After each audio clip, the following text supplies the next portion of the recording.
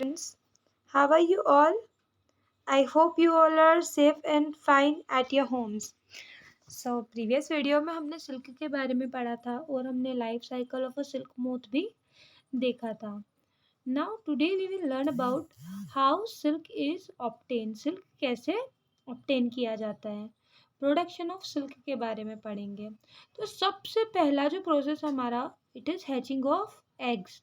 तो बैम्बिक्स मोरी नाम की एक सिल्क मोथ जो होता है वो जो एग्स देता है, ठीक है, is allowed to lay eggs.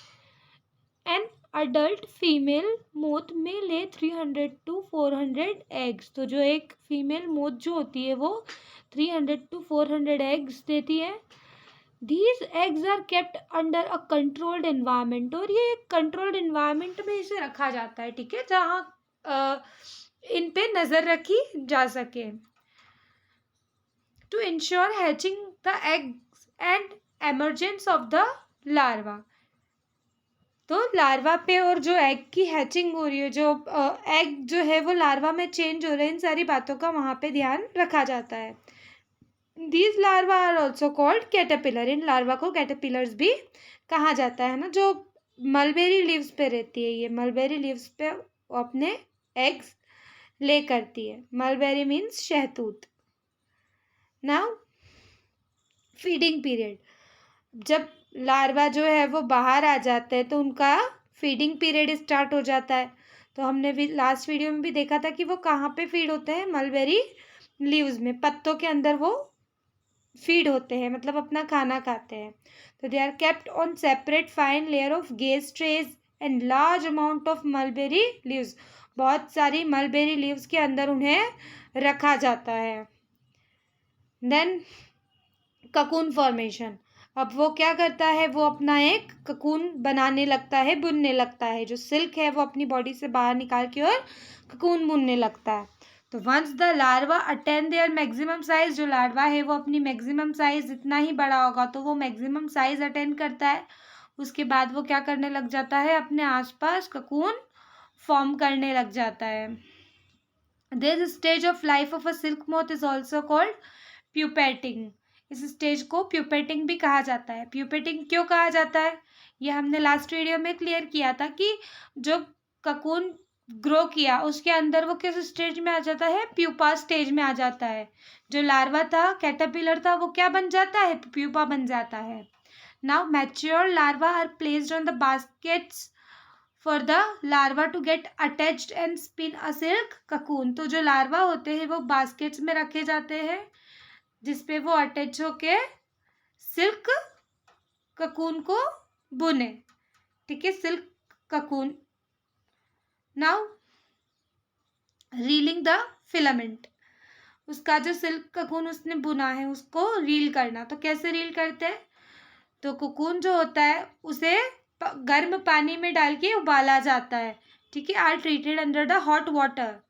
किस लिए उबाला जाता है, क्योंकि उसके अंदर जो वर्म होता है, ठीक है, उस ताकि वो वर्म जो है वो खत्म हो जाए, मर जाए. And लूजन the silk filament. और उसमें से जो सिल्क का फिलामेंट है, जो सिल्क है वो बाहर निकल जाए. Then these filaments are twisted to make the strong silk thread. और ये जो फिलामेंट्स होते हैं इनको ट्विस्ट किया जाता है स्ट्रॉन्ग सिल्क बनाने के लिए. Finally this threads are dyed and woven into silk fibre. और फाइनली इनको डाई करके, कलर करके और सिल्क फाइबर बनाया जाता है. अपार्ट फ्रॉम सिल्क वॉर्म के अलावा भी देर आर अदर इंसेक्ट्स जो कि सिल्क की प्रोडक्शन करते हैं, जो कि सिल्क बनाते हैं. तो आपने देखा होगा स्पाइडर का वेब है ना, जो मकड़ी का जाला होता है, स्पाइडर का वेब होता है. अभी उसका भी सिल्क यार्न बनता है. स्पाइडर का सिल्क, स्पाइडर सिल्क आता है वो. This yarn is nearly 5 times stronger than steel. और ये कितना स्ट्रॉन्ग होता है, स्टील से भी 5 गुना ज़्यादा स्ट्रॉन्ग होता है और वाटरप्रूफ होता है. नाउ मार्केट में भी ये वाला सिल्क जो है स्पाइडर सिल्क अवेलेबल है. नाउ एक्टिविटी 3.2 ये हमें परफॉर्म करनी है और हम इजीली कर भी सकते हैं. तो ये परफॉर्म करनी है आपको, एंड आपको स्टिक भी करनी है चीज़ें आपकी कॉपी में. Now aim to understand different types of silk fibre. हम इसमें सिल्क फाइबर के बारे में पढ़ेंगे. तो हमें क्या चीज़ें चाहिए, हमें सैम्पल्स चाहिए सिल्क पीसेस के. तो इसके लिए हम किसके पास जाएंगे, या तो हम किसी फैब्रिक वाली शॉप पे जाएंगे, है ना, किसी कपड़े की दुकान पे जाएंगे और वहाँ से कलेक्ट करेंगे, या हम किसी टेलर की शॉप पे जाएंगे. वहाँ पे जाके हम उनसे थोड़े सैम्पल्स लेंगे. हम उनसे बोलेंगे कि हमें सैम्पल्स चाहिए सिल्क के, डिफरेंट टाइप्स ऑफ सिल्क. तो वहाँ से हम सैंपल कलेक्ट करके उन सारे सैंपल्स को ऑब्जर्व करेंगे, फील करेंगे, और हम उसमें क्या चेक करेंगे, do all silk pieces have same texture. क्या सभी सिल्क पीसेस सेम टेक्सचर के हैं, क्या सभी एक जैसा ही फील हो रहे हैं. Observe them how they course और सॉफ्ट, कड़क है या सॉफ्ट है, कोर्स है या सॉफ्ट है वो. ट्राई फ्लेम टेस्ट, और हम उसको फ्लेम टेस्ट भी करेंगे. फ्लेम टेस्ट हमने जो स्टार्टिंग में किया था, हमने क्या किया था फ्लेम टेस्ट के अंदर, हमारा जो फैब्रिक था या जो हमारा फाइबर था, धागा था, उसे हमने फ्लेम के ऊपर रखा था. तो वो जब बर्न हो गया, जल गया, उसके बाद बहुत सारी फाइंडिंग्स हुई थी. इससे हमने पता लगाया था कि जो नेचुरल फाइबर्स होते हैं जब जलते हैं वो डिफरेंट रेसिड्यू छोड़ते हैं, अलग रेसिड्यू छोड़ते हैं इन कंपैरिजन टू जो कि एनिमल फाइबर होते हैं. उनकी स्मेल, उनका रेसिड्यू, सारी चीज़ें अलग होती है. तो हम इसमें भी फ्लेम टेस्ट करेंगे.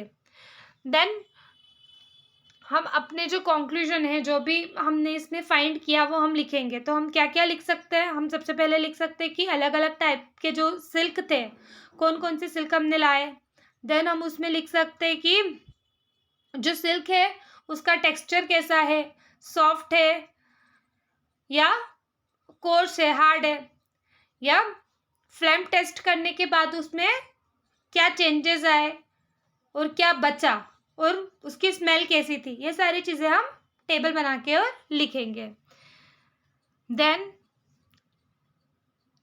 Strength of silk fibre, silk fibre की स्ट्रेंथ. तो a silk fibre is as strong as steel fibre. तो स्टील फाइबर क्या होता है, steel fibre thin fibres made from steel, steel से बना हुआ एक पतला fibre. Example steel wool used at homes for cleaning vessels.